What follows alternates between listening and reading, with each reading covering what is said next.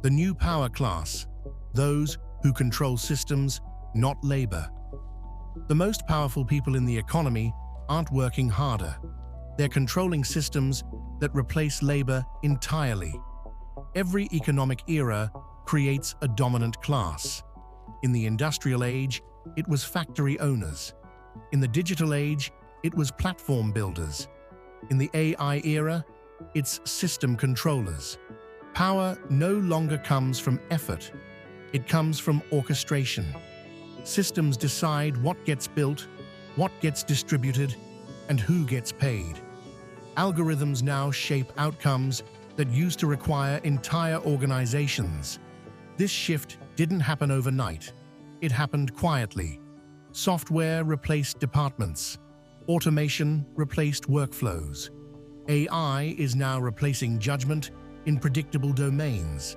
Labor hasn't disappeared, but its leverage has weakened. When output scales without proportional effort, those who own the system capture the upside. This is why a small number of people can now influence markets, media, and money flows at unprecedented scale. They don't do more work. They design environments where work is done for them. This doesn't mean control is limited to corporations.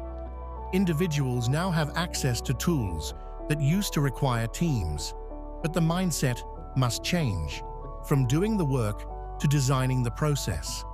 Those who understand this shift gain time, flexibility, and influence. Those who don't remain trapped, optimizing effort inside systems they don't own. The new power class isn't louder, it's quieter, smaller, and more leveraged.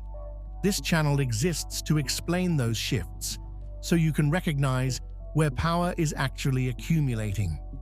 Subscribe to the Leverage Brief and stay ahead of the systems shaping the future.